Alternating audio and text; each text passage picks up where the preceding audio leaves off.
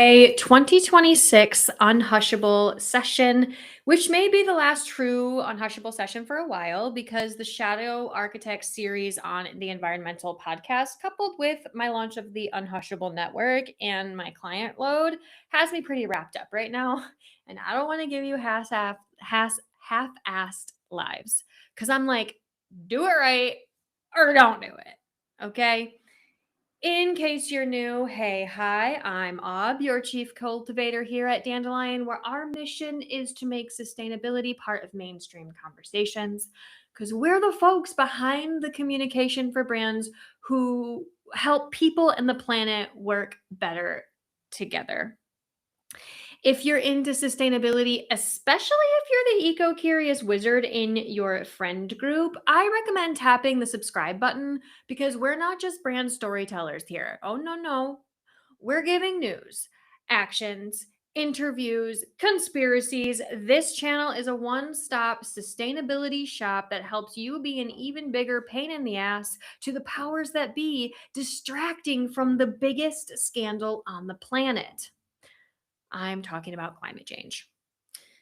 I have straight up water today, and Matcha the Brave is in the room because the Netherlands is sensitive as hell to climate change and it is hot outside, like really hot. But of course, I have some tea for you because the AI hype is in full force. It is not going anywhere. And while more and more people are using it, I'm seeing this roiling undercurrent of disgruntled creators and untrusting users questioning AI slop.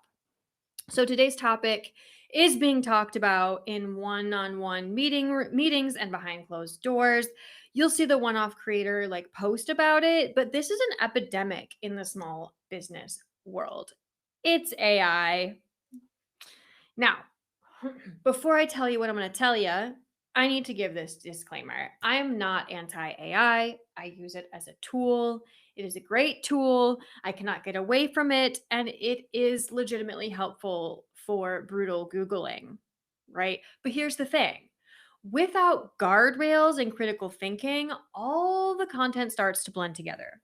If I'm using it, then my captions stop sounding like me. These lives, they stop sounding like me. Your content stops sounding like you. And we all start sounding like the internet. For me, a content creator that helps planet focused brands with their storytelling, the impacts of AI are devastating in two ways. One is that AI is actually taking over my company's creative work. And hey, you know what? I cannot blame founders with small budgets making the choice not to hire a human team like mine when their AI buddy is cheaper and can do it for them. This moves in waves, and the reality is that there is always something railing against a women operated niche activist agency. AI has nothing on the patriarchy except that's what it is. It's the patriarchy, extractive, binary, wasteful, like operated by white man technocrats who are dipping their fingers into everything from politics to energy to science.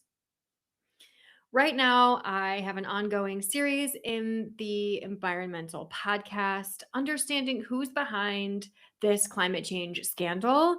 And the next one, the one that's coming out next week, is about the technocrats and how they're reshaping the world in unhealthy and unsustainable ways. So I'm a little salty right now. It's also no secret, and sustainable brand owners know, we actually all know that this is problematic. But the truth is that we can't ignore it. We can't look at the technocrats of the world, see them get ahead, and then ignore the tools they use because we will continue to get completely bowled over. But we also can't blindly trust them to make choices that align with our own business values. This leaves founders wondering, what is that line? Drink water, it's hot. Sorry. That brings me to my second point here because this isn't really about just the agencies, it's about the brands. The second way it impacts is, with the values. And let's just set down the brand values conversations because you're here right now. So you're running your brand using values and you're using AI. So you're already really thinking about this. AI is hurting your founder led brand more than ever. Now, I cannot solve this for you, but I can tell you about it. Because here's the cycle that I see sustainable brands going through over and over again. Your proof of concept is out there. Your mission is very clear, and you are ready to get your story out about it. An agency or consultant is very expensive, so you ask Perplexity for a strategy and a content calendar. Okay. In reality, the content calendar they're going to come up with is too intense to operate right away, but don't worry because you were told that Claude is going to make it easier. You can produce prompts, captions, and maybe even your imagery. Now, because you're still solo, you create, edit, and update the content. It's up to you. And yes, it saves you some time, but you're replacing that time with more volume because your calendar isn't manageable and there is no one holding you accountable. So you're right back to that like 2 a.m. Instagram post creation thing. Except now that it is coupled with language and vision creep because AI follows the path of least resistance. It follows vanity success metrics and it doesn't give a shit about your mission. It actually doesn't care about anything. It is a robot. It does not know how to care. This way of working does not give you your time back. It does not add more attention because AI is a reflection of you, not your audience. And you still don't have time to what works, to know what works through your data. And there's also more stress involved now because before you were silently running your company. Now there's this like shame and guilt aspect because you've started to communicate about it. So your to do list is growing, not shrinking. Accurate so far? If you're nodding along with me, or if you don't agree with me at all, like start the flame war in the comments. I want to hear, I want to know. But if you are nodding, here's why this happens. The typical mission driven brand is not a social media person. You're in this because for your mission, not for the money, not in the beginning. So when the AI driven content creation falters, you go back to creating less and you pivot to what if I post once a week and I boost it. But like they're not social media, mission based founders also don't always know how to capitalize on an ad strategy. So they ask Meta AI and they'll give you a basic strategy. It's not tailored to your mission. Meta doesn't allow sustainability conversations in their ads. So it's not even tailored to your industry or your audience. And those billionaire technocrats, they care about the founder led to do list or budget about as much as AI does. Suddenly, you aren't just spending time going nowhere, you're spending time and money going nowhere because the ads don't work. So then AI helps you shift the strategy, the language creeps even farther, and you get more stressed. Still nodding. Because this is the reality that mission based brands are facing right now. I'm getting emails every single day about multiplying AI solutions and using it to build basically my whole company. If I'm getting them, I know that you're getting them too. What I see is that not only does this untethered AI not work for communicating missions consistently, it actually causes real harm. A harm that I don't hear about often enough at all, and one that I'm particularly sensitive to. AI allows us to be alone in front of millions. I mean, look, entrepreneurs are internally motivated. And for mission driven people, we are literally fine working on our mission alone, toiling away and having a great time. But what happens is you build the mission alone, then you make it viable as a business alone. And then you're using AI to communicate about it alone. But you can't scale a movement in an isolation chamber. Your mission always needs other people to grow. So, in this moment, when a mission focused founder is overwhelmed and lonely and lost in a sea of chatbots, this is where something absolutely amazing happens, specifically for mission based founders.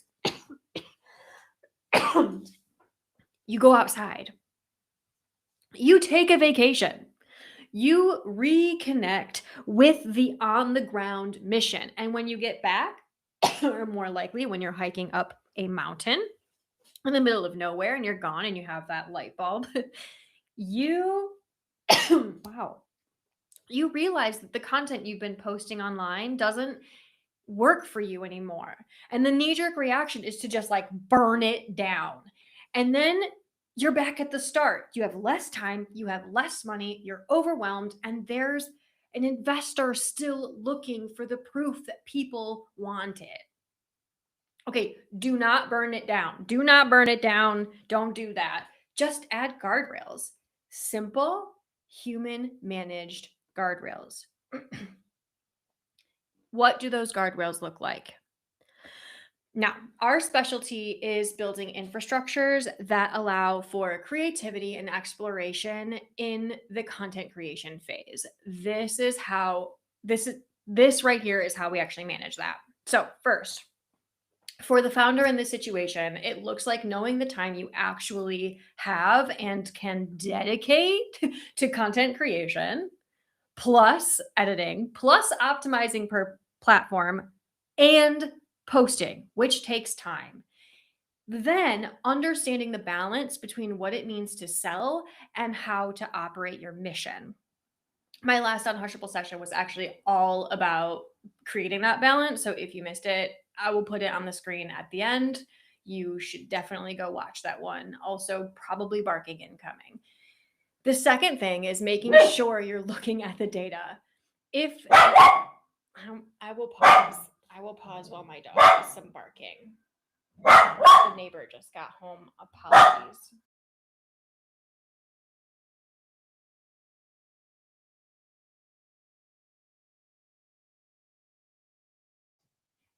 Munch is doing quite a bit of barking, and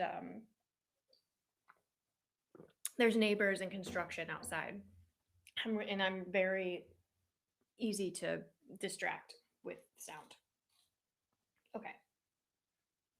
I think we're good enough.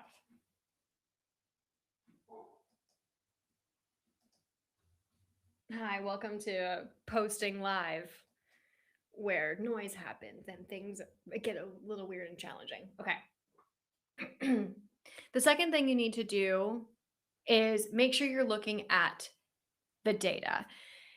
If this energy for looking at the data has to come out of content creation at first, that's fine, because you have to know what drives traffic, what gets attention, and what doesn't. After that, that's when you plan a content calendar. Remember, you can use AI here, but it needs those guardrails. I personally do not use AI for calendar creation at all, because I need to understand the content puzzle so that I can trust the content that comes out. Then it becomes prompting, because jumping from a spreadsheet content calendar into creation is a huge source of language creep for a brand. You end up saying all sorts of things that might not be aligned with your branding, and it can feel like you're jumping all over the place. So create specific prompts based on your calendar.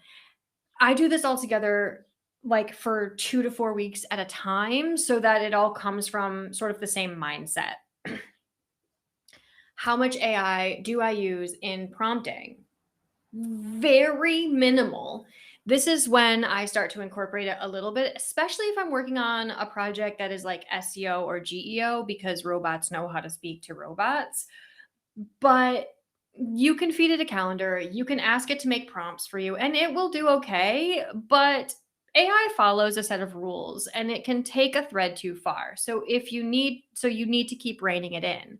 I find prompting by hand to be basically just as simple. After the prompting, then we start with content creation. This is where it can be really, really helpful because our prompts are clear, your calendar is locked in, your guardrails are in place. You are so much less likely to see language creep, greenwashing, or like random words that it decides to associate with your branding. Like, oh my God, I have this client where AI uses the word blueprints every single time, always. It's like super random. It uses it however it can. And this is really common. I'm sure that you have one too. But you also need to patrol the language there. This is one content caveat that I have. I do not like AI imagery. It takes a lot of energy to make something that just like isn't as good as a designer can make. So I have a designer for imagery. Then every month or so, you really need to look at the data. You need to understand how your content is doing, how to shift your prompts, understanding what's working. So I pull data, I look at it myself, I make a lot of judgments, but then I also sometimes feed that into AI to see if I'm missing something as when it comes to GEO or algorithms. Do you see the difference here between pre planning and operating with guardrails and just completely free balling your content? Not only does this change the stress because it's thoughtful, it's less chaotic, it also saves your creativity and it leaves a lot less space for the potential for greenwashing. It legitimately uses a lot less energy from the AI system too because it's already more aligned with your values and it's more sustainable. Now, before I give you my final piece of advice on this topic today, I want to let you know that if these guardrails sound like the solution that you're looking for in your content creation, Dandelion's content ecosystem could actually be the answer for you. Our goal as a nature based marketing agency is to create a fertile ecosystem for our clients to grow. And our content ecosystem does that for communications. So, the way that works is we do calendar, prompting, data, and scheduling while you get to be a creative voice. And we are also the second set of eyes to keep you on brand. It is super duper helpful. You can schedule a time to talk with me about a content partnership and what that looks like to you at the link in the description of this video. So, my final and probably most important piece of advice for setting up content guardrails is this: they apply to you too. Because holding you to your values around sustainability also means manageable and sustainable for you and your body. That means no to 2 a.m. Instagram posts. The content can go out late, y'all, or you know what? It cannot go out. The system needs to work for you, not the other way around. And I'll leave you with that. If finally, you are sick of being alone in your mission and you don't want to join the hamster wheel of paid ads and loneliness to spread awareness about your brand. Please check out the UnHushable Network. This is my high integrity network of creators that help you spread your brand's message through mutually beneficial partnerships. I'm very excited. You can see the description for the link to the waiting list. It's going to come out in the summertime. It's like very close to launch. And lastly, I will put the last UnHushable session on the screen for you here. And if you want to subscribe, I will make it really easy by putting a circle with me in it right here. Thank you for being here. And if no one told you today, thank you for being eco-curious and doing the work, especially if the work you're doing is on yourself. And I will see you next time. Bye.